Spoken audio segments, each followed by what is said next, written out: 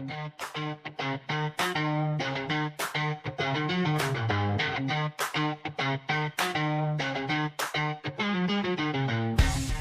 and a warm welcome back to the WenDirkCast with me, Jimbo and Calvinator. We will be discussing Let's MFL updates, transfers, developments, and so much more that has gone on over the last week or so in Season 5 at MFL. One important note before we kick off this episode, none of what we chat about is financial advice. Do your own scouting or hire a director of Metaverse football. Calvin, my man, season's nearly halfway done. But before we get stuck into our moment of the week, etc., how are you doing? You good? I'm doing well, yes. I don't know, you seem to not be doing well, but... I'm trying to be energetic and upbeat about today's episode, knowing what's to come, where I'm going to have my chance to have a little bit of a rant. a little bit of a rant, yeah. But, so maybe that's also why we have the topic for this week. We should have also said... This is not psychological advice, or we are not licensed psychologists. Yeah. But we thought we are going to offer some mental help. Like at this point in the season, some people start to despair about training and the engine or being bottom of the league. And maybe some people can use some fresh perspective, some encouragement, some new takes on their situation. Maybe you and Wensum might need some good words. Or we need more than just a kind words and a hug. We dark need more times. Than that. I saw Twitter. You sack the manager now, mate. I sack him now. It's gone. So maybe more about that, about your moment of the week. Although probably you don't want to talk about it, but you want to rant. You said. So maybe we'll hear that, and then also later, our main topic we're gonna talk. About some situations and how to approach them, or new fresh perspective on things. Some help, some mental help. But yeah, we are not licensed practitioners of any kind. But you can lie with us on the WenDirk couch and then hear us rant and ramble. It's confidential, confidential, yeah. Nothing will leave the room. And then hopefully you'll be empowered for the second half of the season. But before you start the second half, you probably are going to buy packs. So we'll be there on Wednesday. Yes, sir. What do you think is going to happen? Well, Wednesday, as you said, we've got the pack drop Wednesday the 14th. Usual time the pack drop is for everyone around the world, wherever you tune in from.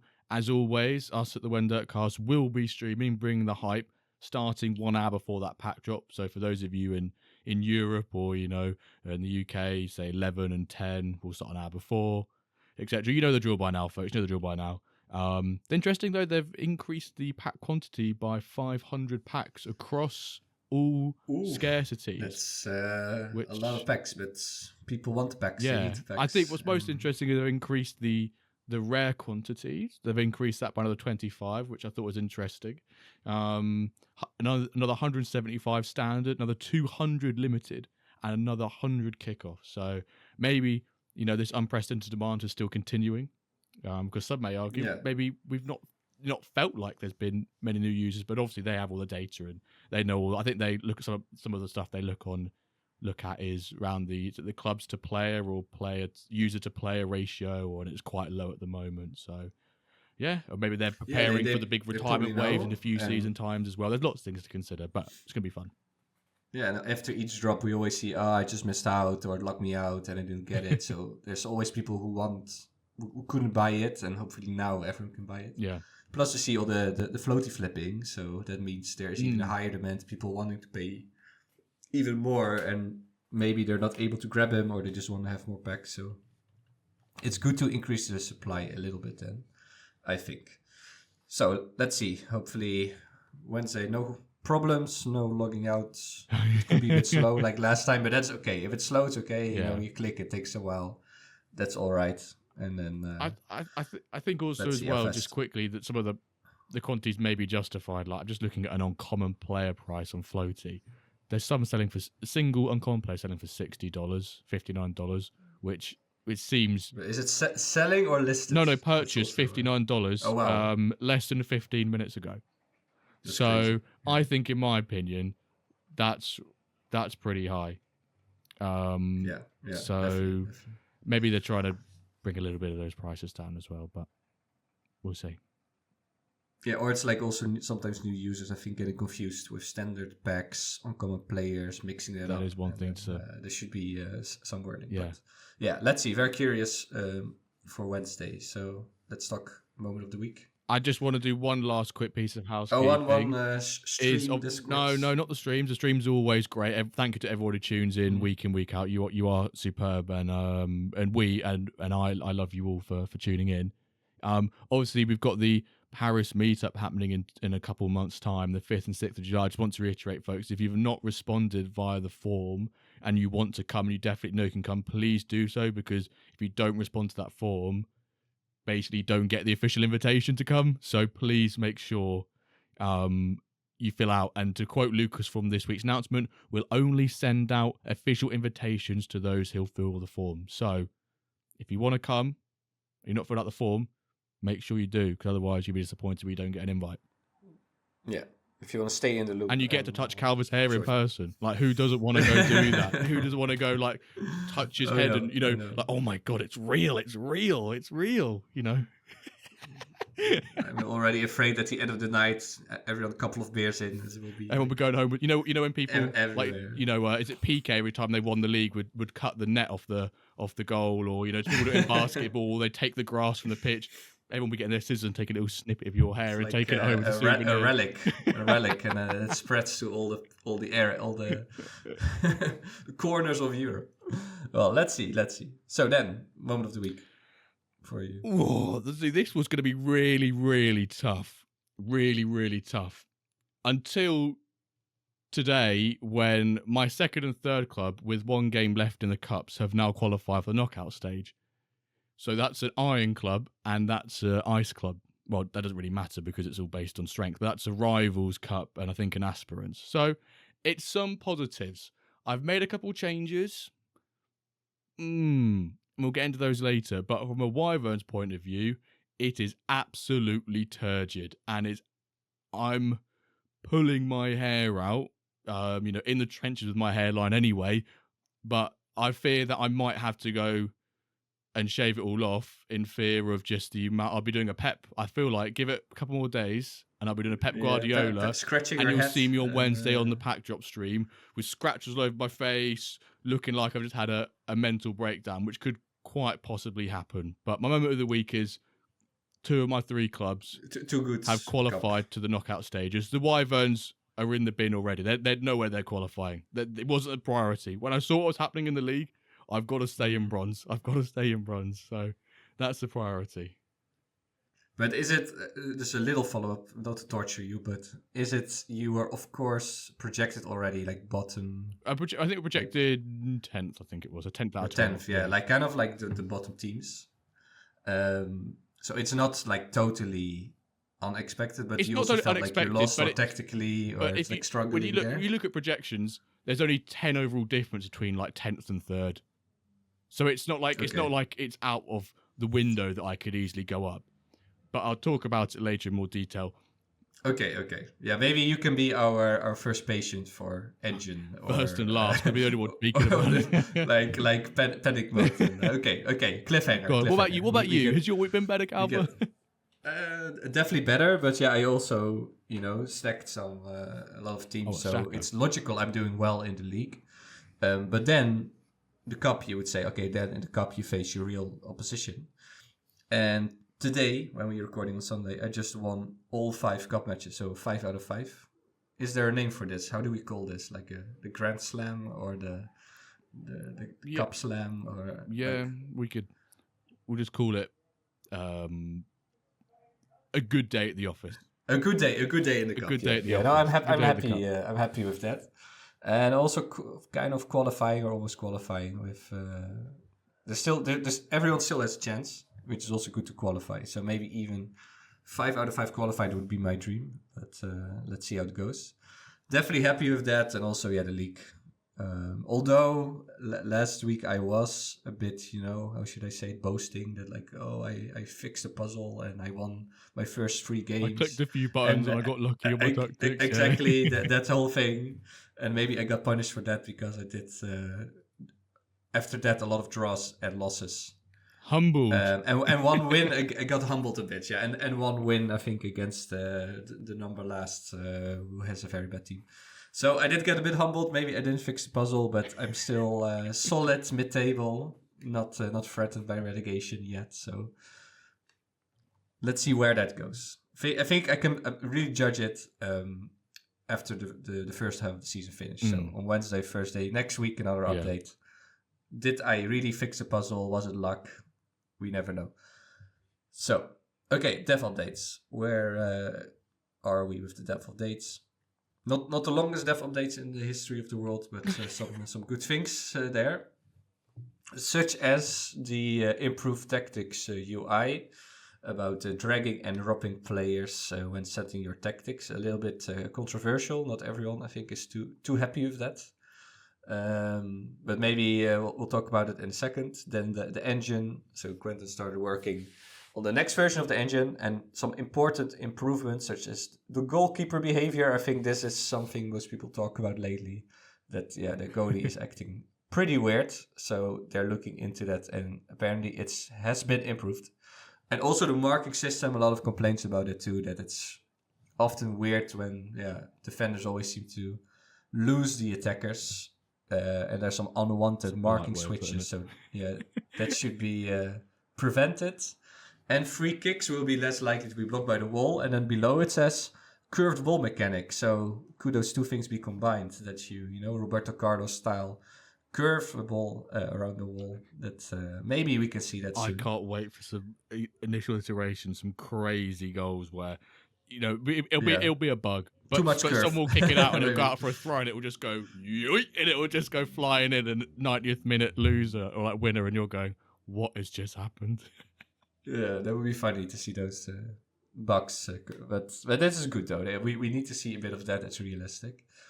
Speaking about realism, the photorealistic project keeps continuing some steady progress with notable visual improvements. So maybe they look really Five amazing. fingers, not 4, on the goalkeeper's hands. No.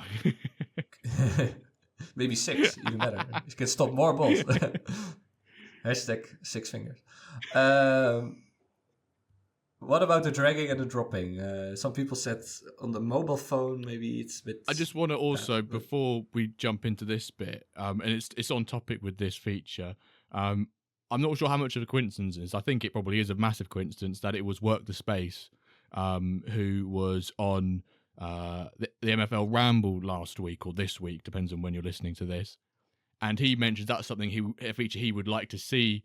I think it was more so to do with when you swap centre backs, it doesn't actually swap them. It just puts the other centre back in that position and then removes the other centre back from the tactic lineup altogether. And he said, he would like to see some sort of switching. And then, lo and behold, less than 48 hours after that podcast was released, this comes up. I think it's a great development and introduction into the tactics. However, I do understand from some users' point of views, from a mobile point of view particular, it can be a little bit annoying when you go to scroll down your mobile to get the full view, and you end up swapping your right back to your left wing or whatever, something along those lines. So I can see that, but I think for the most part, it's a pretty decent, introduction. One thing to note is that when you swap those players, individual instructions do not swap. No, they stay for the position. They stay for the position. Yeah, they're just something to be aware of. Yes, they're based on the position, not the player, which is good, but kind of how you should play. It's nice for me with my 3 at the back, with my 3 centre backs. I can just swap them really quickly. I don't have to do about 10 clicks to swap 3 centre backs around. I could do it in, at most 2 swipes, which I think is quite nice. And you can also swipe on desktop from your squad list onto the pitch as well, which is a nice additive. Yeah. I always use PC, so for me it's not a big issue, and I like it. But I can imagine. But yeah, good to have this, and it certainly is a bit more like other management games. So good improvement there. Then the diamond. Oh wait, I added something because Bastis he also changed his UI a little bit. Yeah. Right, you saw that? Yeah, I did see. Yeah, I think it's a really great improvement. He streamed a couple of times last week, and he showed it up on there. I went, hang on, that looks a bit different. And then I looked at the URL and it was obviously being hosted locally on his computer, so I knew it wasn't something he'd pushed out yet to everyone else to use. So I was almost expecting this to happen, but I think it's a great one. He's also included like the best in-game 11, so, a bit more realistic comparison between teams in the projection, just an overall haul in the visuals of the website. So I think it's a tremendous update, and it's a big credit to him. And I think he also said that Alexis helped a huge amount with him, and obviously Alexis released his MFL coach, the first piece on there. Did you see that? Yeah, I did edit, but I did not really properly check it out. But did you? I've had a little bit of a look at it. Yeah, or did you try to fix Winsome with it? Well, maybe? I've only today this evening been at my computer, so I've not been able to see. It's one of those that you think you really need to look at on a desktop because you get the full grid view of all the the matrix of which formation is best. But yeah, I think I need to have a bit more of a read into it, because I thought that my 352B was stacking it and being awful, but actually maybe it might just be me. But I don't know. I think it needs I need to do some more delving into it, but it looks like a really insightful tool from the off. Just to give like a high level comparison, but I don't think you can dig too much into it because it takes a max overall difference of 20, but obviously that's nothing to do. A max overall difference of 20 can range drastically. Between like, but it's good to have a bit of some tool to kind of get indications and get some perspective on things. So that's very good. Yeah, and then something I've seen on Twitter a couple of times, this Jewels. Did you already heard I've about it? Joined the Discord? I think it's another. Is it Mayweb 3? I think it is. Apologies if it's not. His crate is it's basically a wager, a one-on-one, and you stake jewels, which is this fake currency, which every day you get 200 free of anyway, or if your balance ever drops below a certain amount, you just replenish it. And basically, if you put 100 on the line or 50 on the line, and if you win, you double it, etc., etc. And then at the end of it, you could redeem it for packs, which at the moment is just him offering his own packs. So I was trying to think, is there anything a bit sus about this? Is there any? And I was like, maybe he can earn something from it. But at the moment, I think it's just purely him doing a community initiative to try and have a bit more competitive matches outside of live competitions. So it does use the caps, like 650 caps, those sort of things. It obviously has its own limitations. Yeah, there you get that discussion again. So if someone goes there and plays out of position and they win everything, is it ruining people's fun? But I had a couple games, it was quite fun. So, and especially putting his own packs on the line, and I don't know how many people have redeemed any yet, or if they have. But I think it's a nice community initiative to introduce some more competitive matches into the season, which I think people always looking for. Sounds fun. Yeah, I think a lot of people were first a bit skeptical, what is this legit and everything. But you can just challenge people and have a bit more fun, a bit more competition. So that's all great. So we'll try to keep you updated on those free initiatives. Then the Diamond League, so now 10 matches in. So that's almost halfway. One more match and then we're really halfway. And not a big surprise, but Meta Mercenaries is top again. 23 points. Then a quite big group, which is interesting. Only 3 points separating. Bicione Milano with 20. Then Joke Bonito, Atletico Tango, Amsterdam Lions, Gold Feathers, and OM Legends. We have 17, so it's only 3 points between the places 2 and 7. Second place and 7th place.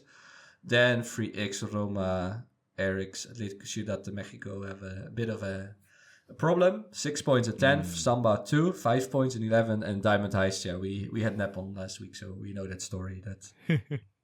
That doesn't matter. He did not score more goals, maybe. That's like an update. So he had 3 goals, and he did not score another one. So he's still on 3 he scored 50% less goals than Samba FC, who probably you would understand has actually a far more competitive squad than Diamond than the Diamond Eyes does. I think, and also Nep said he really gave up on the league and tries a bit more cup. So that even shows if he would have prioritized the league, I think he could have gotten more goals. So that also says a lot about Samba then. But we like you, so no, we're not trashing you. You. But indeed, that's a bit painful that he only scored 6 and Diamond High's 3. So let's see if they can score more goals. What's your take? What do you think were the biggest winners this week or losers? I mean, biggest winners probably Meta Mercenaries, as boring as it is to say every week. Not boring because it's boring to see them at the top, but it's same old road and just winning. That's what he does best. That's what he does. What Meta Mercenaries have always been set up to do. It was interesting. I think Tango, out of a possible, I think they've lost 3. But they were top last week. They were top. Right? Yeah, I was gonna say they're the biggest changes of this week. They were top, and they lost 2 in a row, then drew, then lost. So, they've not had a great second week in MFL. Dio's picked up from where he was last week. He was looking a bit, winning. Yes. Well, we can see the last 5 forms, 4 in a row before losing his most recent one. I know it's quite hard to turn things around when things aren't going your way, and I'll speak about this later, but those bottom 3, especially 10th and 11th, being Samba and Eric's de Mexico, it's only 5 points away from that relegation playoff, but, that's 2 games, 2 wins. And when you're already in that sort of position, it can be really hard to try and grab those wins and those 3 points from those matches. So at this point, is it too bold of a prediction to say that might be our bottom 3? Well, if things keep going like this, I would say it is. Yeah, it's not like coincidence anymore, I think, with that whole sequence of matches. Can be very bad luck, but it seems they have a problem. Also because, Frajoko kind of got like 2 wins, which is very nice for him, like 6 points, that's huge. Also, Free X got 2 wins in the last 5 games. So, they really have to change something in the second half to be able to stay in.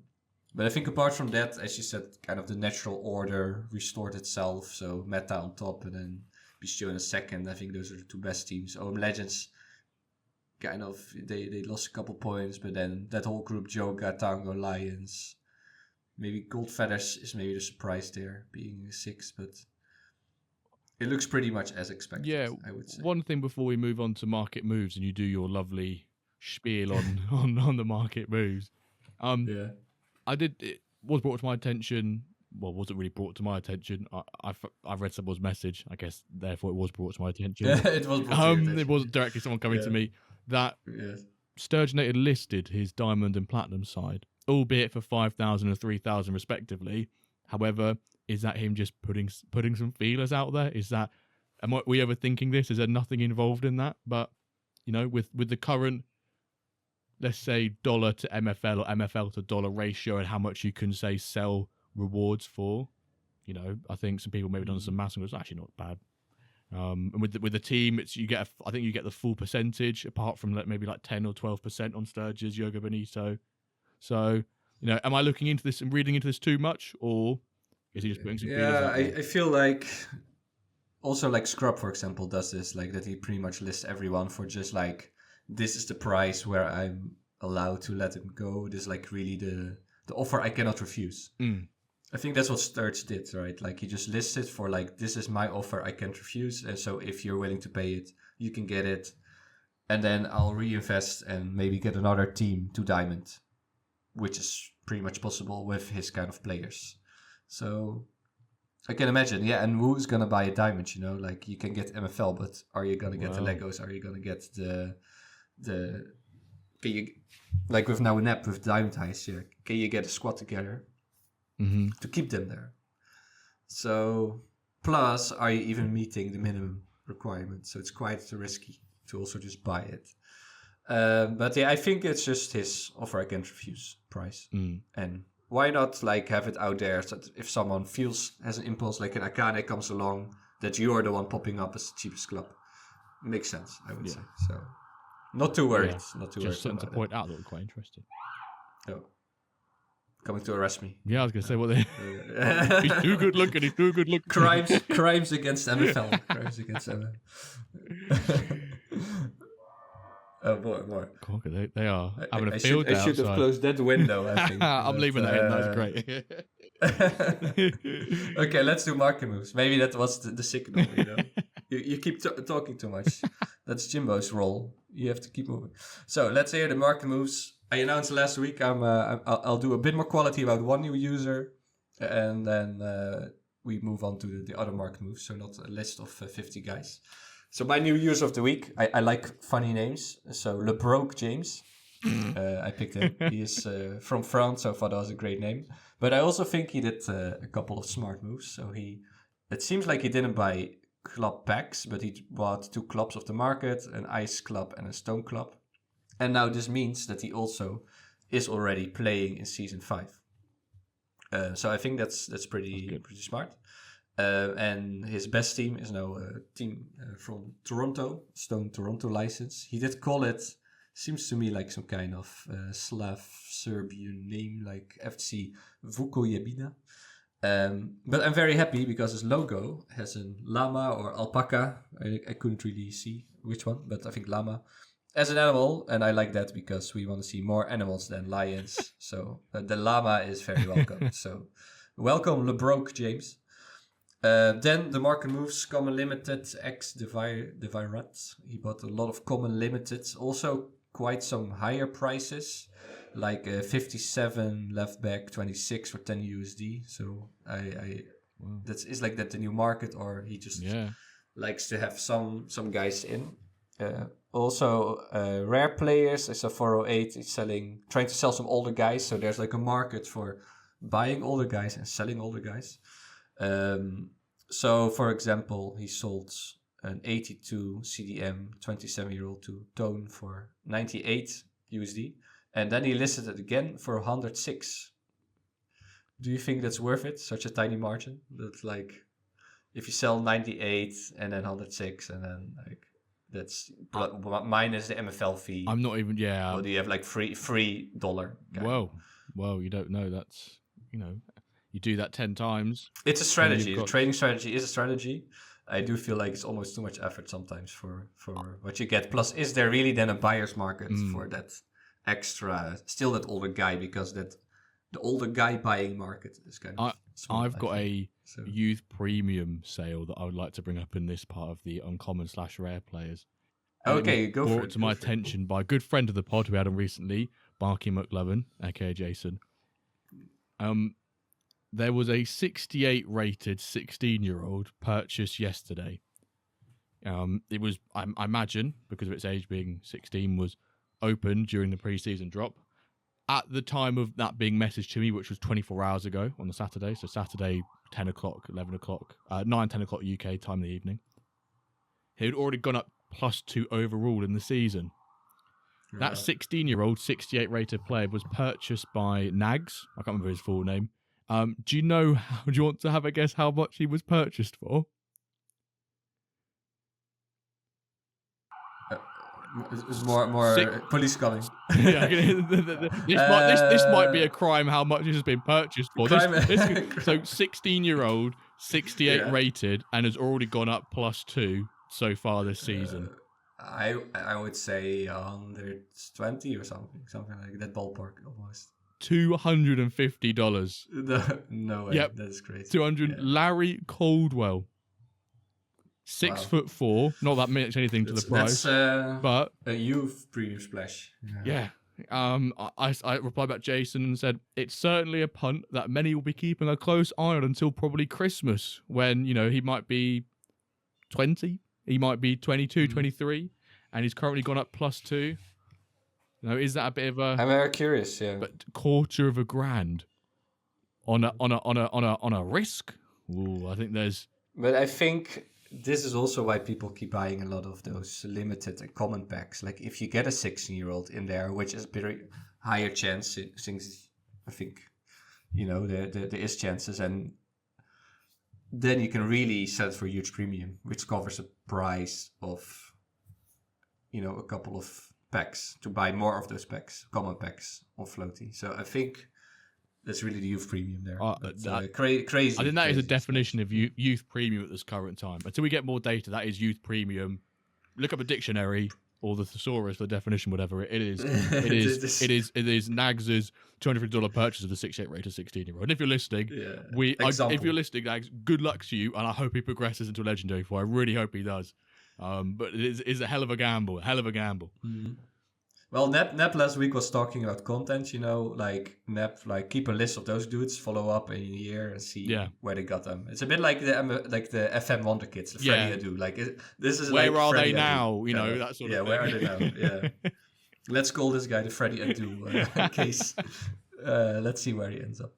Okay, to finish up my market moves, there about legendary players. So McBride we had on, also known as Quinny sometimes. But he did some progression harvesting. Yes, I saw that. Great. Very nice. He sold 2 legendaries he had who went up quite significantly. So, for example, he sold a 89 rated left winger 25 to Noé Sark for 700 USD. And he said the offer was too good to refuse. And then also he sold another legendary 85 right mid 26 to SUFC Blades for 275. Some good progression harvesting because he bought him for 115 end of November season 1. So that's a nice and I don't know exactly the other dude, but also pretty good return on investment there. I think around 500 even, something like that. So some good progression harvesting from McBride Ace. And about clubs, Gold Douala, Cameroon, bought by Vuvuzelas from T-Swizzle for 550 USD. Pretty good price for a gold club. And he also actually bought a centre back from me, 85 legendary this week, for 400 USD. So he's spending quite a lot, Vuvuzelas. And he told me he's kind of doing both things. He doesn't know kind of where to go. He wants to earn the MFL, but also tries to flip it. So he kind of does both things at the same time. Probably earning the MFL and trying to sell it for a bit higher. But he listed it, again, the Gold Club for 1,200. So I wonder if someone would pay that. Or maybe it's the offer too good to refuse, like with Sturge. Okay, over to you for Splash of the Week. Splash of the Week. And oh boy, I'm so excited for this one. You, Calvert, just then always mention common players, common scarcities, all the way up to legendaries. But never have we ever so far, I don't think, mentioned ultimate players. No. And lo and behold, Mr. B Sellers, who has been on the pod before, speaking about the BFC DAO, purchased 95 at the time rated Hussein Ben for a whopping, a earth-shattering 3,550 USD. 25 years old, right back from Morocco, 92 pace, or at the time of sale, 92 pace, 39 shooting, 95 passing, physical 92, 98 defending, and 93 dribbling. But why, Jimbo, are you saying at the time? Well, at the time of purchase, he was a 95 rated player. However, shortly after purchase, I think less than 24 hours, Mr. Ben, Hussein Ben, progressed from a 95 to a 96 rated right back. Unbelievable. So, congrats to Joe B for that sale for, over $3,500, who said on socials, when those sort of offers come sniffing around, you take them. You don't turn those sort of offers down. You're silly to turn those offers down. Definitely. So a big congrats to him, and a big congrats to Sellers, who is smashing it right now in platinum with a diamond side. I think it's quite fair to say. Definitely bolstering the BFC Barcelona side for what will inevitably be a diamond campaign in Season 6. And that isn't the only big purchase that he made. I can't have the figures or the names around me at the current time, but there's also a number of other big legendary purchases in there as well from him. So some rather large capital investment being injected into the DAO recently. Yes. Yeah, I think... I guess the Ballers Free Diamond League kind of triggered him a little bit. They need to be back in Diamond soon. I also heard you say a good hashtag, who's seen Ben? Who's seen Ben? Who's seen Not Ben? Joe B. No. Yeah, he has not seen Ben. Ben is gone. Ben is gone. Yeah, but amazing splash. Huge splash. That's one of the biggest, I think, from the past months. Kind of the post Akane biggest splash, let's say. Okay, then the quick IRL MFL. There was Premier League. There was Premier League, but in my opinion, it was rather naff. Yeah, United lost. Yeah. Spurs lost. Maybe they're getting ready for their, what is it, conference on a Europa League. Yeah, it just pains me. Or doesn't pain me. I think it's rather amusing that two teams currently sat in 16th and 17th place in the Premier League. One of them is going to get Champions League next year. And Man U got they won the FA Cup last year during the only decent performance of the year.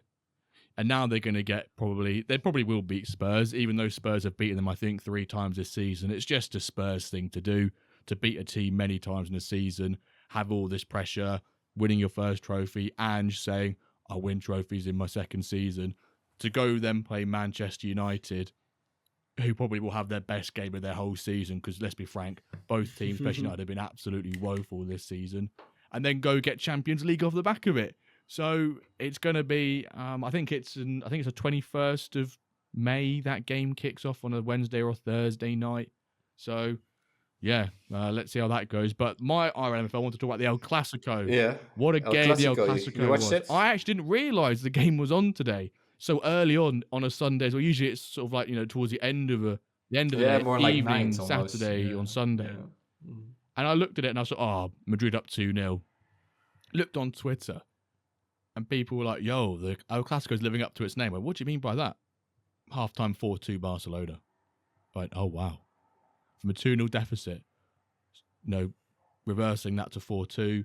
Mbappe made it 4-3 with a hat-trick. How many times do you score a hat-trick at, about to say the Camp Nou? It's not quite the Camp Nou. I don't even know what the stadium is for Barca. I don't actually know what the stadium's called. Is it Camp Nou? It is Camp Nou. Right? No, but they don't play it. It's currently being refurbished, isn't it? Oh, the Olympic Stadium. Yeah, that might be the one. Poor knowledge here from us. It's a nice looking stadium anyway. However, not many times you go away to Barca, score 3 goals and don't come away with a win. But Lamine Yamal scored a terrific goal as always. There was about 3 or 4 offside goals. If you had to look at that match and go, which team and structure do they have on? Definitely high line, 100% high line. The amount of offside. Barca plays crazy. Barca had it, and also Madrid had it as well. Real Madrid also, there was a mistake at the back. I think was it Militao, the back, or one of the Madrid centre backs with a defensive error. Which, if you're an MFL player, you are seething about. You are getting fuming about. But yeah, El Clásico lived up to its name. And that currently puts... I think it's a great example for an IRL MFL match, that you feel like, oh yeah, I'm 2-0 up, cruising, and then 4 goals in the first half against you, 4-2. And then, like those, we've seen also in this engine sometimes quite high scores, a lot of goals, especially, I think, with that space in the back, the higher line. So almost a very realistic like MFL game score. And it's currently a 7-point gap between Barca and Madrid. So all Barca have to do in their remaining 3 games is simply win one of them, and then they've won the La Liga. So they've got Espanyol away and Villarreal at home, then Bilbao away. So I can't see them really dropping or losing all 3 games, and then Madrid winning all their 3.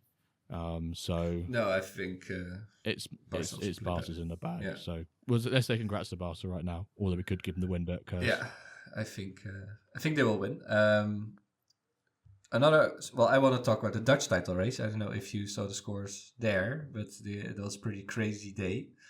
So, short summary: PSV did super well in the first half of the season. Then they gave away a crazy lead, and then Ajax had like 9-point lead. And then they closed it to 4. Today, it started with PSV losing 2-0 at halftime against Feyenoord in Rotterdam. So Ajax was already, okay, if Feyenoord win this and we win later today, we'll be champions. Then PSV came back really crazy, like the 10th minute of extra time, 3-2. They just won. Then Ajax was like, okay, but if we win, nothing still. It's going, wrong.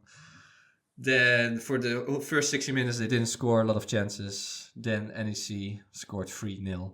You know, they lost 3-0 at home. And now the gap is 1 point. And they're probably absolutely shitting themselves, Ajax, and panicking. And it's, speaking about mental health, you know. Get a bit nervous, get a bit shaky. They have like 1 point lead. Also, PC is much better goal difference. 1 point lead. And they gave away this huge lead, and they have 2 more games.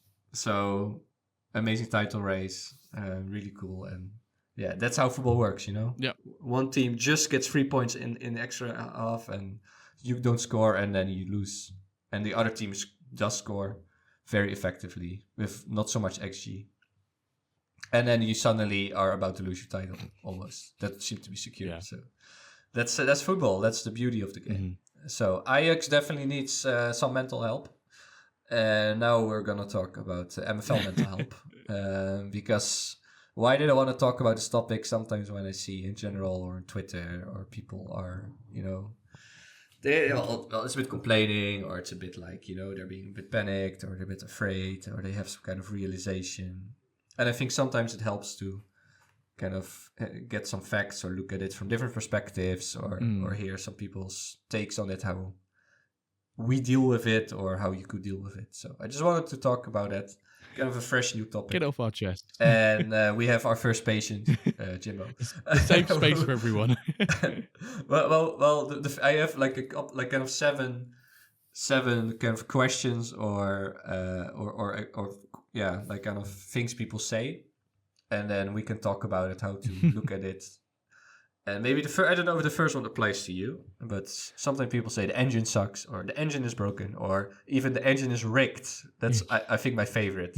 That people really think that like Quentin or Jax are there, like, oh, this dude, we're going to program something in that this dude gets like worse results than other guys, like especially target one. That definitely happened during the Euros where I lost 7-2 to Serbia, by the way. That was 100% rigged. They wanted my downfall. They wanted my downfall.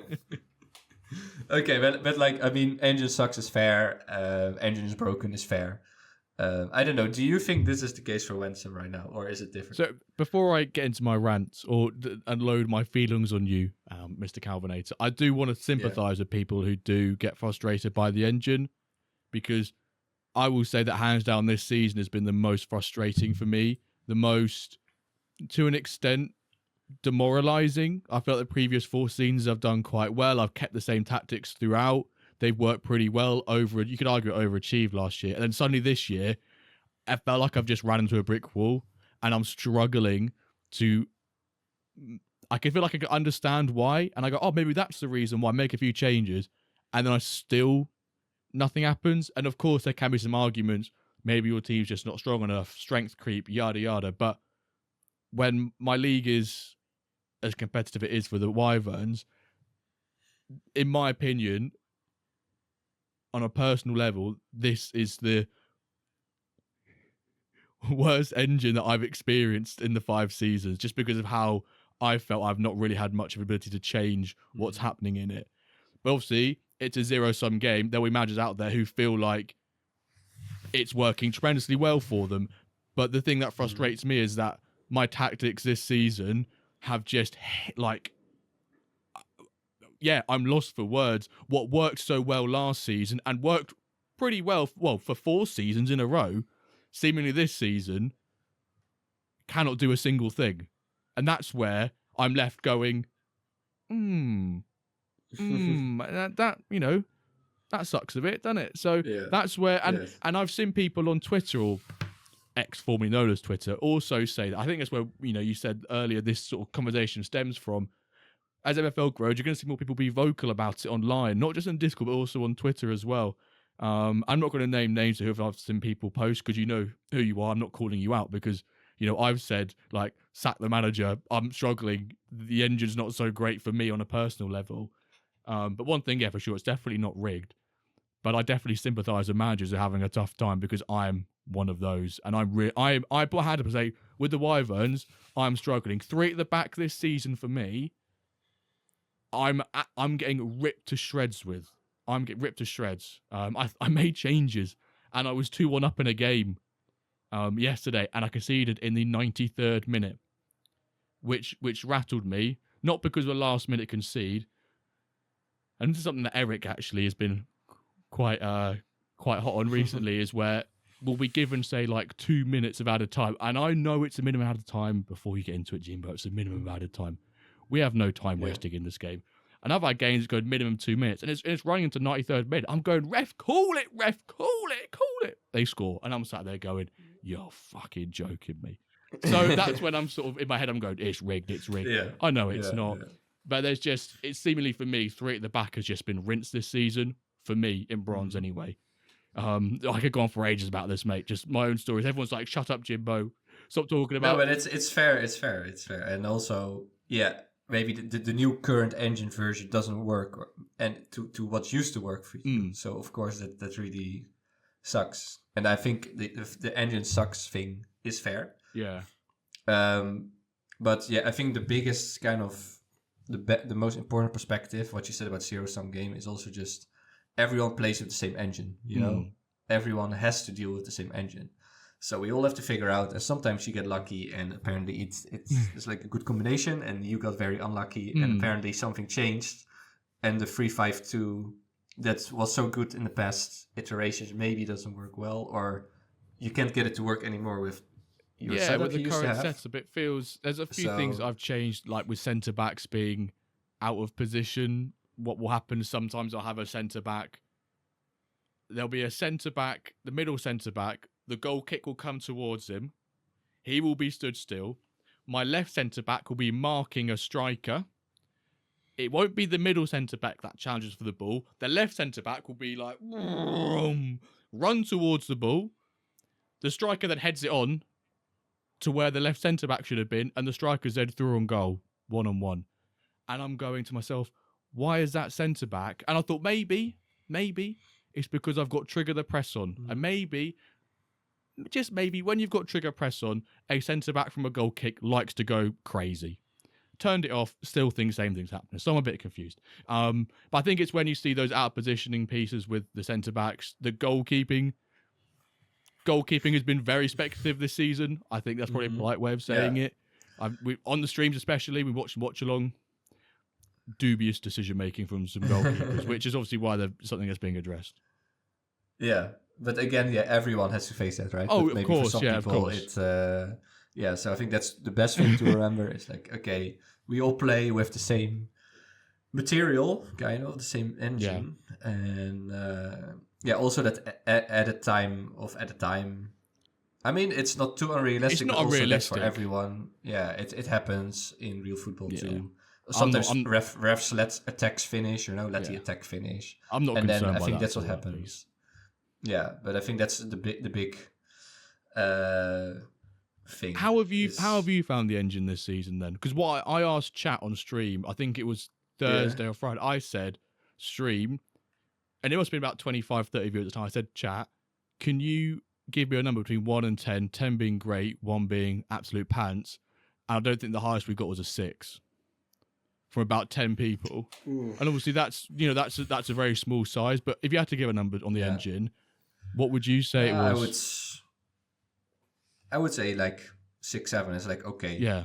For me it's okay. It's a couple of results that were just weird, but I think that can always happen. Yeah. And with my teams it's doing kind of all of them are doing okay. They're kind of decent. I did do some individual instructions also, some tactical instructions, and then I changed some around, and they seem to work in this engine, and that produce kind of decent results. You always have your outlier, you always have your upset. I don't panic, I just stick to the plan. And trust the process. Like, I got hammered. And sometimes, like, being at a zero-sum game, it's also is a bit about the other one, about, losing with a better overall team, or I always lose even if it's like the same overall or even with a better overall. I'm always the one on the unlucky side, or like it's just I played Pampa Grande, I don't know which team. They hammered me in the cup first 5-0, and now I hammered them 4-0. Those two things, it can happen. It's just like, let's say, I don't know, Chelsea playing Tottenham. Like those two kind of teams, you know, sometimes Chelsea can win 4-0, then Tottenham can have a great day. Maybe not this season. Maybe, I don't know, Newcastle, Chelsea, right? It can go either way. If you play it 100 times, maybe it's like 30 wins for one and then 30 draws, like kind of balanced in the end like this. But yeah, maybe you are just the ones getting those two losses. It could just be that, you know, last season I was getting overly lucky with performances, and then this season I'm getting very unlucky. We had someone come into the stream this week and said, I'm outperforming my opponent's XG like consistently for the last 3-4 games, and I'm underscoring my own XG as well. I think the answer I gave him and that chat gave him was like, you know, if it's on a case by case, match by match basis, you probably just got really unlucky. But if it starts to happen over, say, 5, 6, 7 games, that to me identifies maybe a trend, and you should try and switch up some tactics a bit to maybe see if you can make some changes there. So I think, that's you just have to recognize the role of luck. Luck, and that's IRL. It talked about expected points before, that in the Dutch league Utrecht had like a crazy plus 10 expected points. They had like way more points than they should have got, like based purely on performance, and it goes the other way too, and that can happen. And you can get some, like maybe you had a couple of is it coin flips, coin tosses, the couple. Yeah, it can just be going against you sometimes, because in those super tight leagues like your bronze league, it's often it can be kind of there's barely anything in it. There's barely I had a and maybe in this current engine you just, it's also just worse. Plus, like, I think for you it's now the combo of those two. It's like, and it doesn't work as well in this engine. Plus, you're always on the kind of the bad luck. Yeah, it just doesn't go your way. It's a wombo combo that hits. It's the left right good night from MFL right now. It's hurting. Yeah, it's being unlucky, and also the engine not being favourable for my tactics this season. Because the last 2 games, excluding the cup, because the cup's naff for the Wyverns, we don't speak about that, but last game, I conceded in the 92nd minute to make it 2-2, and the game before that, I was playing against a team it was a 6-pointer. They were also like bottom with me. 2 minutes in, centre back gets sent off, and I went, "You're joking!" Like, the game I was so hyped for that I knew I had to win, and I felt like I could win because I made changes. I felt confident, and then within 2 minutes, my centre back gets sent off, and with the 3 at the back, I hold my hands up and go, with how 3 at the back has been this season, and now I'm talking 2 at the back, ladies and gentlemen, the Wyverns are finished for that game. So maybe I like to say that maybe luck evens itself out over the season. It might not be the season, it might be over seasons. It might be, I got really lucky last season, and now I'm getting really unlucky this season.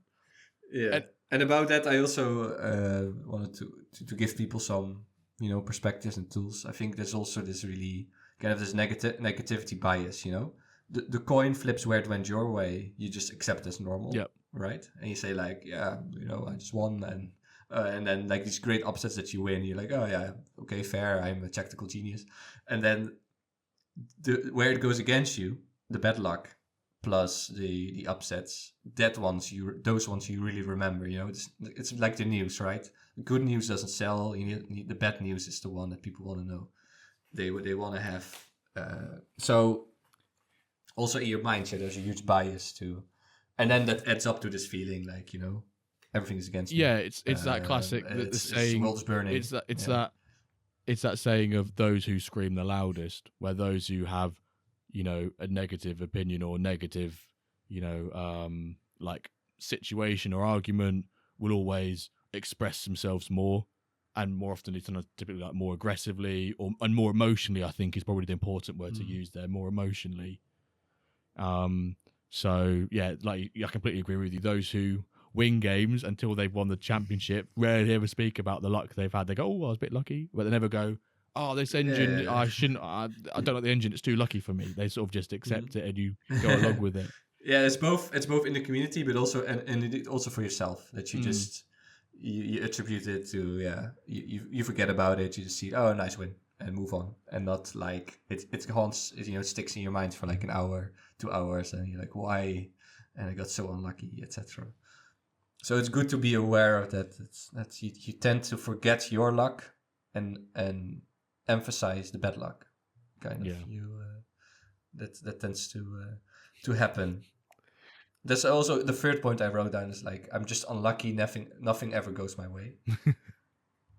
Sometimes I hear people say that like nothing ever goes my way. So I think that's the same, that you focus on the things that go wrong and not the things that just go your way. Yeah, So you tend to forget. I think I will put my hand up here and say one thing I should have done better this season. Obviously, I often say some ridiculous quotes and words of wisdom on here. One I've mentioned a few times is chance favors the prepared. And I think what I found with this, and I mentioned it on the chat with McBride, is a lesson learnt from season 4, which I did not apply to season 5 in any shape whatsoever, but which I'm now paying the price for eventually, is not having formation flexibility within my squad.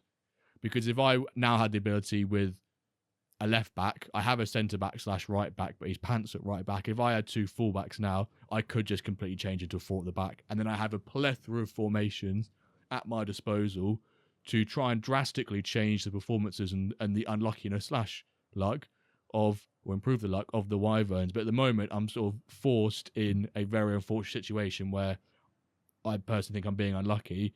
The engine's not going my way for 3 at the back this season. Mm-hmm. Therefore, I am in almost like a downward death spiral until mid-season transfer window hits, where I will be bringing in 2 fullbacks, a left and a right back, to try and change the fortunes of the Wyverns. So to summarise that, I can't emphasise now from personal experience and losing out on this. And I know people in previous podcasts, I remember David on MFL Ramble mentioned it, having formation flexibility is key, because when these sort of situation happens where things aren't going your way, the ability to pivot between formations is the best way to get out of these ruts. No, definitely you need to, and it also gives you some control. I think the worst is if it's to speak a bit about mental health. Like the worst is that you feel like nothing works, and now it gives you a bit more control, and you have more opportunity, more possibility, more flexibility. Yeah, that's good. I'm sat here trying to change and control the things I can control, tactics or team instructions and individual instructions. I feel like I've exhausted those options. The next best one is formations, and I cannot do that for the next 4 or 5 days. So yeah, if you have the flexibility, then you can change that formation option, and then you have the whole toolbox. You have the whole set to change and try and improve your and a good tip indeed, like focus on the things you can control and not like the engine. We cannot control the engine. We cannot control Quentin. We can give him feedback, give him beers. Just accept it as it is. Even an unbroken engine is still an engine, and we all have to deal with it. So just accept it and try to do tests. Try to get a grip on it. Try to have some flexibility. 3-5-2. I also had the scene, the Magos, the one where I relegated, was the same. 3-5-2 didn't work. No flexibility. It was hard to get someone. And then, it doesn't work. You gotta accept it and move on. But also, I don't know if I wrote that down. Maybe a relegation mindset we can talk about. Like, you're probably now in a spot where you might relegate. How do you handle that? How do you think about it? Some perspectives. But first, about progression. So a lot of times, usually, in general, after training, people are like, oh, not again, I have no progression at all. Or my guy is totally stuck and he doesn't progress. And like, is training broken, or is my player broken? Or we need to talk about that, I think, also. Some perspectives. Maybe some facts, both some facts and also how to look at it. Yeah, because I maybe you are someone who does post this a lot about the percentages and like how much do people go up and managing expectations. I think that is the key here. Yeah, right? That was the latter there, I think, is the key bit to this. And it is, as an individual, is managing your expectations as to how much progression players should be getting across a season, but actually on terms of a day-to-day basis. If you're getting +1s across stats and +1 overalls on players, a couple times a week, you are doing very, very well on an individual player basis. Remember that the majority of players is obviously between, I think it's like 24 to 25. Everyone obviously goes up by 1. I can probably get the stats up quickly now, but like it's a 2% chance a 24, 25-year-old whatever will go up by like, was it 16 overall or more? And then if you then extrapolate the rest, not extrapolate that, but if you then look at the odds, it's, just say most players between 24 to 25, whatever, go 3 to 4 overall. If you're talking they've got a career length of 10 to 10 seasons, and they go at 4 overall, how many individual stats are going to increase over 10 years if they're going at 4 overall? Not that many. And it's almost the reverse of people who have negative results within the engine who shout the loudest. It's the reverse. When you have positive progression, everyone shouts the loudest then. It's almost the exact reverse with progression, right? People who get loads of progression rave about it more.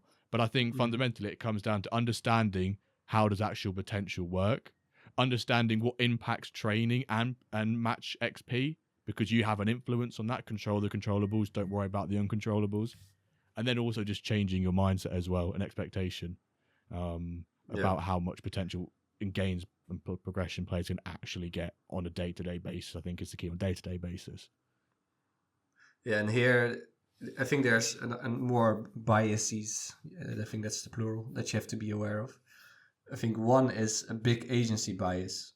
Some people see regular, people like with bigger agencies, they are often ones who tend to post more also because they love MFL, they're so passionate, so they are posting more. Plus, because they have such a big agency, they have regular upgrades and tier breaks, and this every day there's like one other dude who now has like a great upgrade. If you have like 300 players, there's always one who maybe becomes a rare or a legendary.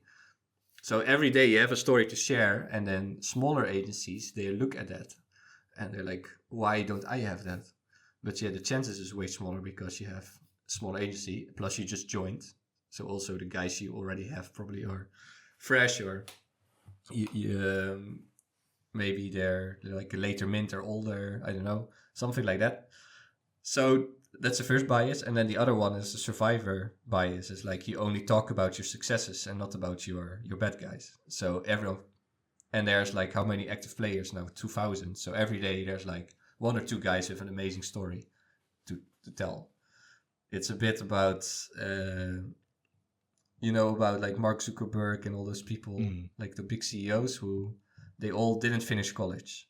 So then everyone's like, oh, look, if you want to be successful, you don't have to go to college. But if you look at all the big data, it's like you do have to go to college. Yeah. And those guys just apparently got lucky, or I don't know, they're super smart and they don't need to go to college. But it's like people draw certain conclusions about progression from those success stories.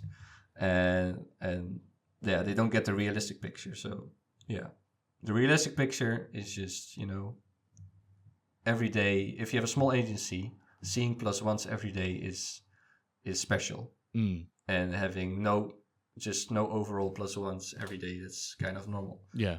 So put that in your mind. Don't have too high hopes, and don't, get like drive yourself crazy by looking at all those amazing success stories of people. Yeah. I've just brought up some of the data around it because I'm keen to not sort of just go, chuck out percentages and gaps between overalls and potential without some sort of data behind it, because obviously that's facts don't care about feelings, as I've also said before. Yeah, is that the percentage chance for a player generated at 24 to 25 years old has a 31% or 31% chance roughly of a gap of overall to potential of 6 to 9 rating. So let's just take a 71 rated player becomes an 80 rated player. That's quite a substantial increase in my opinion. If they have a 10 season career, they retire at 24, 25, perfectly normal for a career length. You're very unfortunate to have someone retire earlier than that. They're gaining 9 overall, which if I said to you, Calva, you've got a 71 rated player, he will go up 9 overall, you will take that all day long, right? Of course. All day long. I'll be very happy. Yeah. And then for him to get 9 plus overall across 10 seasons, he has to get a minimum of, we're going to really dumb this down here. If you get a +1 every single stat, you go up an overall with something like that, right? Those 6 stats, attributes, that was a whole discussion. Is it called stats or is it called attributes? But we won't get into that. That basically means if you're going up 1 overall per season, you're probably going up about 6 stats across the season, perhaps 6 stats across the season. Which actually, if you take the training days as 29 days plus the matches, however many, just say 50 opportunities to get progression. 50 opportunities, and all you need is 6 of those opportunities to have a +1 across 10 seasons to get +9 potential. +9, like it's, and you still get a +9. Like no one's complaining at that. So I think it's just expectations is one thing, and also understanding how you can influence that as well. Plus the perspective of time in general. That right now we are now in our 5th season. Yeah. And MFL, the average career of a guy is like, 12? Maybe, like, let's say mint age, I don't know what the average mint age, let's say it's 24, 25. Retirement is like, I don't know, It's 34, 35 36, now, isn't it? But it used to be 37. Yeah, but let's say at least 10 I years. don't know, let's say minimum 10 seasons, then we're still only halfway. Plus, so all of that expected progression, you also have to divide by 2. Like that +9 guy that we're happy with, maybe now he's +4 after 5 seasons, and that is not, and a lot of people aren't even too happy with that sometimes, like a +4. So in general, think about long-term perspective, realistic expectation of progression. That's we don't even know the full picture. Plus, it is realistic that some guys only do 1 or 2 points. So in 5 seasons or 10 seasons, that's maybe +1, and that is like, definitely not every day. So be realistic about it. I think that is don't get your hopes up. Then a couple other things I wrote down. I'm losing money. MFL is not profitable. I think it's another mindset one. That sometimes we hear, right? Is it, or like people post like, okay, how can I make money or something, or how is profitable, or don't get me wrong, you can certainly be profitable and make money playing MFL. Definitely can. You definitely can. Sure. But is that the mindset you should go in playing the game? No. Is it too bold of a statement to say if anyone's joined within the last 3 weeks, if they were to sell players they bought, that they probably haven't lost money on them? Is that too bold of a statement? Just because of how the market has been recently? I've not got any stats to back that up, by the way, in terms of average of players, but average prices of players. But especially if you've joined 2 months ago, which obviously is quite a long while ago. That's what, season and a half.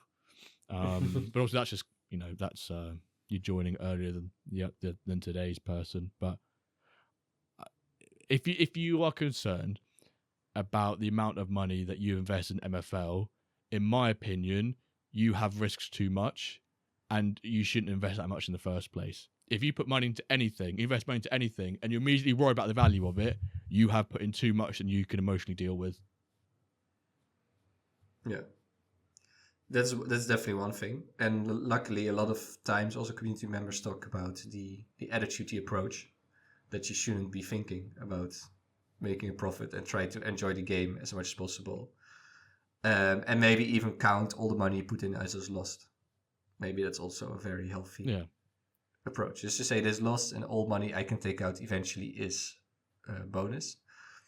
I also like Jimbo, how much money do you lose going to Norwich every weekend?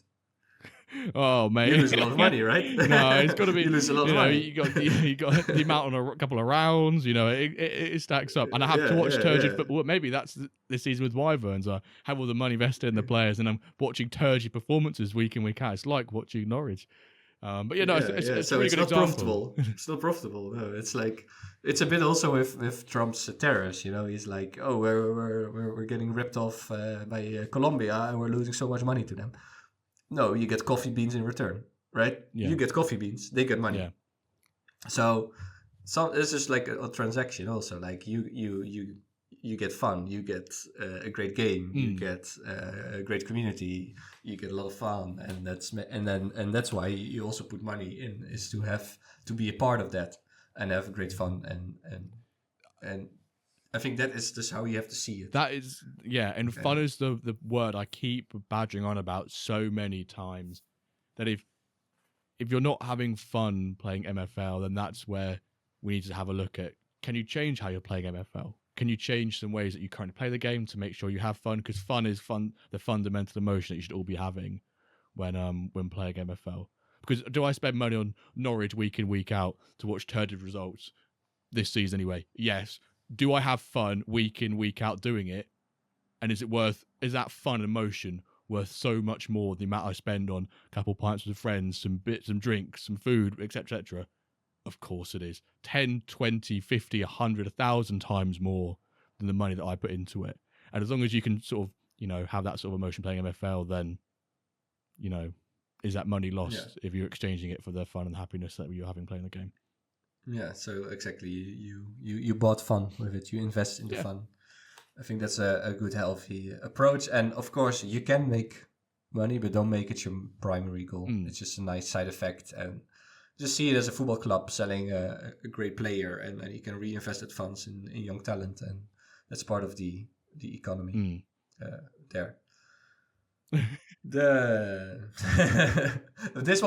maybe connects to that a little bit about having fun. So some people, when they come in or when they find out about the kind of pay to win, they say like, what's the point if I can't ever reach diamond? What's the point then? I don't know. I don't even. But some people say that, right? I'm just on my take. But like, what's the point in supporting a football club in 7 tiers down if you're never going to be in the Premier League? What's the point? What's the point in? It's like saying, I'm going to give up on life because I can't become president. I can never make it as a CEO. Like, you don't have to get to diamonds. There was in Josh Excel's most recent, not most recent video, but one of his recent videos. Actually, was it a video, or did he come on the stream and say? He might come on the stream and say. And actually, he released a really great trading spreadsheet, which is worth shouting out about. That you can copy the spreadsheet from, and if you type in the top 16 overalls of your players, it will calculate for each one what's their training XP penalty going to be. He's extrapolated the training data to almost give a graph. It's extrapolated, so it's not definitive figures, the in-betweens of the thresholds, but it's really great tool. So I want to shout that out whilst I mention his name there. But he came on the stream and actually said, I think that said the more he's played MFL, the more he's valued the actual fun and understanding of how people can have fun when just maintaining positions within leagues. Like my fun right now, I'm having great fun. Maybe not this season. Is last season for me? I had so much fun and enjoyment just staying in bronze. Like the achievement of staying in bronze, almost, compared to other teams in there, a bit like IRL. There's less financial backing for the Wyverns compared to some of those other clubs in bronze. There's less quality of players. However, the manager still gets the right tune out of them to overperform and exceed and get those results in where, against all odds, and the bookie's favourite to go down, the Wyverns still for the last 3 seasons and hopefully 4th season, but it's going to be a tough old turner second half season, maintain in bronze. So you can certainly get an extreme amount of fun and enjoyment playing NFL, just being competitive within divisions. It's not having to go, I have to go from Spark to Diamond. You don't have to do... No, I think it's really, you have to just, focus on yourself, on your own project. I think that is the main thing. I don't know if I should reference my mom here, but she always said, don't compare yourself to others. Like, I would get a bad result in a test, but then I would say, but I did much better than the other people in my class. And then she was like, I don't care about it. It's about you. Yeah. And you failed the test. So I heard that as well. And you have to try to do it much better. Make sure you succeed the test. And you should try to improve. And those other people are not going to do your test. And I don't care what they had.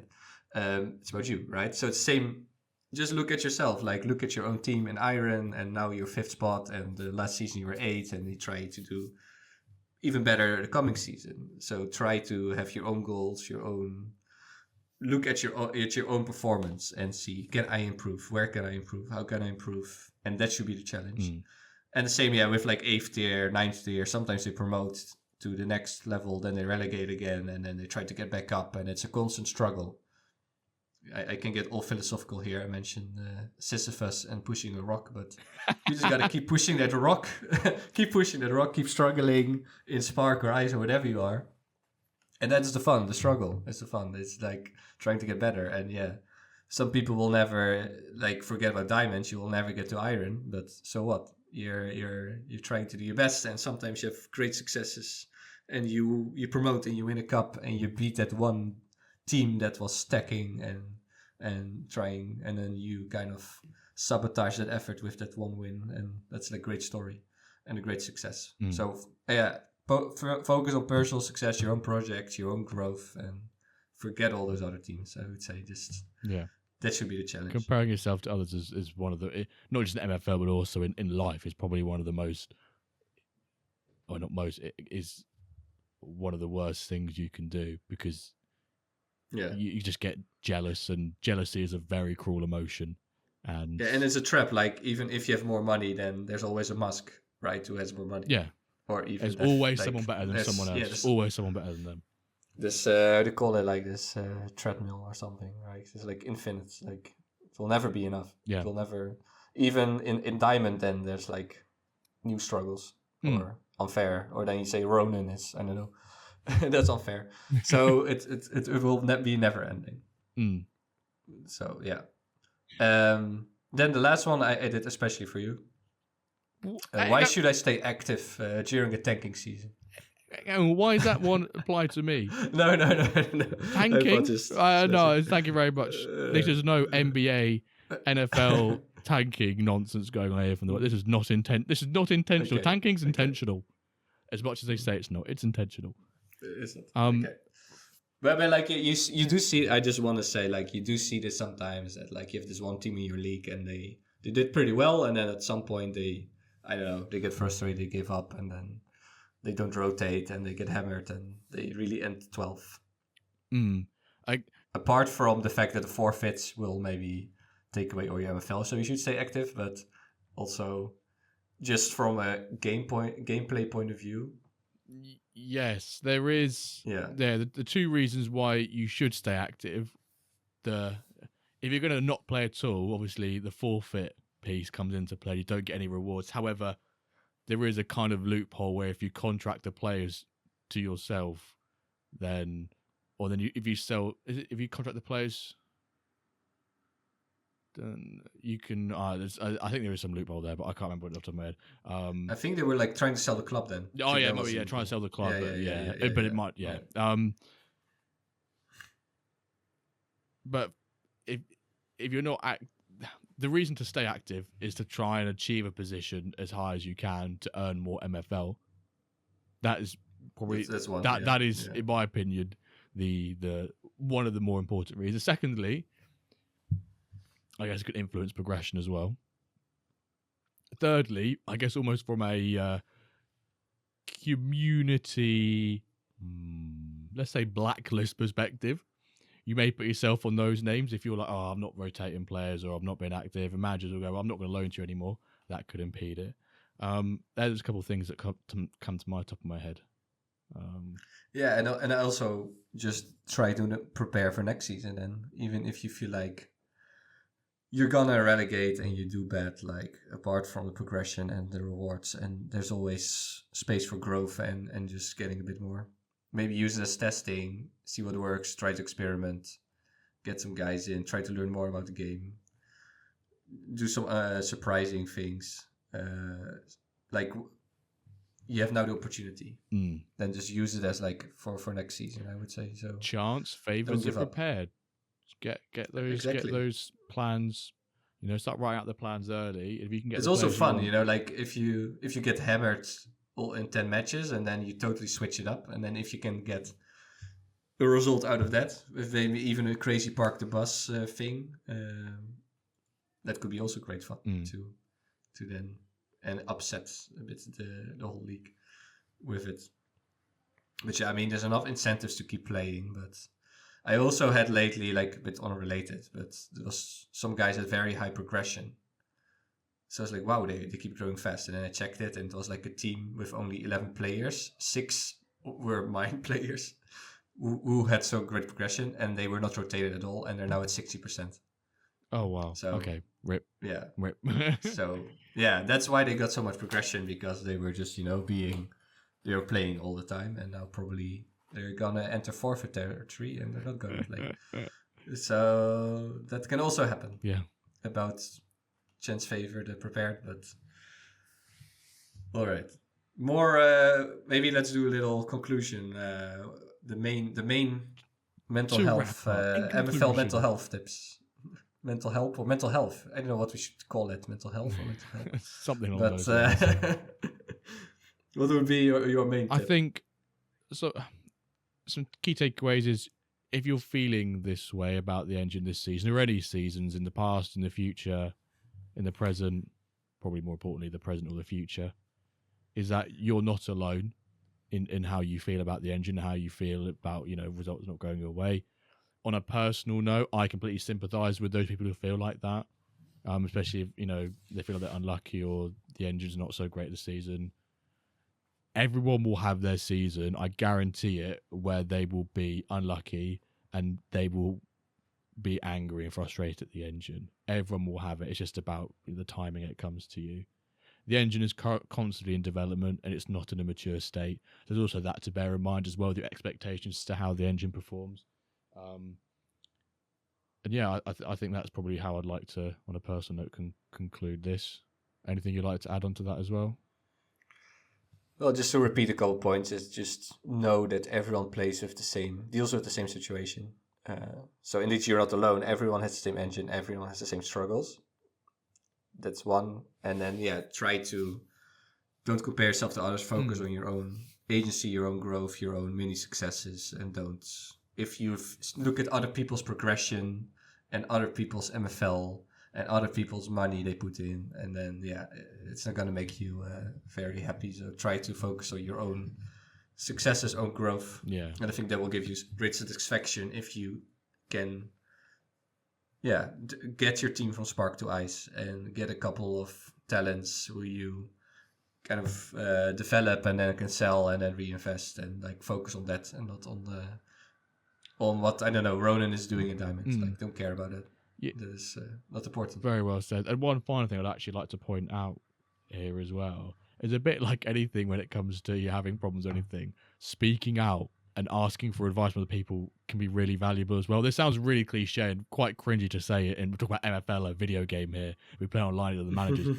But if you're struggling with tactics, you're struggling with it, jump into the MFL Discord, the Ramble Discord, more importantly, the WenDirk Discord, which links are in the show notes and description below if you want to join, and ask, I'm having trouble with this running this tactic or running these play individual instructions. Can you offer some advice? And 9 times out of 10, someone will say, have you tried this? And even if that recommendation doesn't necessarily work, that's one thing you can eliminate off the list of that will have a positive impact on your performances. Right, it's not that. Let's change something else. You're getting ever closer to potentially, bottoming out of the current state that you're feeling in when playing the season. So, I've given advice to people before and they've gone, oh, no, shit. And then some other people, they've gone, yeah, it's great. Not everything works for everyone, but I do recommend if you're struggling with some of the engine or tactics or anything, just feel free to speak out in general, the Discord, the community, yeah. The network. The community is fantastic. Even when I'm streaming, please come in to the streams and say, Jimbo, I've got this question. Can you help out? Even if I can't answer it directly, someone else in the chat will likely be able to help as well. And that's where us as a community, we are stupidly strong and great because we help each other out and we're so friendly with each other. So let's leave on a positive note. Yes. Say that. I think it's good. It's almost real mental health. Talk about it and share it. Talk about it and share it with people. But that's great, yeah. So wasn't Norwich big on this, right? You had your week. Mental health. Yeah, we did a massive thing. It got posted again this year, but last year it was a massive piece about mental health or mental health awareness. I think it was Mental Health Week, and it was. I think it was shared. It went viral on a lot of platforms across lots of countries. So yeah. So Norwich doing great job there. Yeah, just not on the pitch. Mental health. All the comments this season were like, "Yeah, that makes sense now. We need this again. Thanks." That makes sense. Yeah. prepare you guys for this season. Yeah. Smart move. Yeah. 4D chess there. Right, ladies and gentlemen, you've done so well to get to this part of the episode, and to reward you, we're going to give you a hashtag. You thought I was going to be a cheeky giveaway. No, we're going to reward you with a hashtag. And this week's hashtag, actually, no, first of all, thank you to all of you last week who posted your hashtag captains and then what favourite position on your lineups you like. We had goalkeepers. We had some, I think Fraj posted today saying hashtag captain my best player. You know, we never thought of that one. That's also a strategy as well. So massive thank you to all of you who posted your hashtags on Twitter, Vogon, with Oliver Kahn, hashtag captain goalkeeper. He posted on there. So we love to see the ones being shared and at us on socials, in the Discord, on the YouTube, wherever you're tuning and listening to this, post in there. Thank you so much. So this week's hashtag, Calva, earlier you mentioned a little myth from a philosopher by the name of... It's an ancient Greek myth about Sisyphus pushing the rock. He was punished by the gods to eternally push a rock up a hill, which will roll back, you know, and then he has to pick up the rock again and push it back up the hill. And then there's one French philosopher, Albert Camus, said that we have to imagine him being happy, you know, with that struggle, with pushing that rock eternally, and then rolls back. Okay. So that's kind of life. Yeah. You know? Suffering, keep pushing the rock, but keep the grind, you know. Same with MFL. Keep going. The struggle. It's a struggle. Trust it's fun. The process. It's a struggle. It's both. Trust the process, indeed. All of those things we can put on. So, in honor of that, this episode's hashtag is going to be hashtag pushing that rock. Hashtag pushing that rock. You know, pushing that rock up the hill. Top of that hill is diamond. You know, some of us may never get there. Some of us don't actually want to get there. But if you're putting all that effort, you keep pushing the rock up the hill, sometimes you may just want to, let that rock go.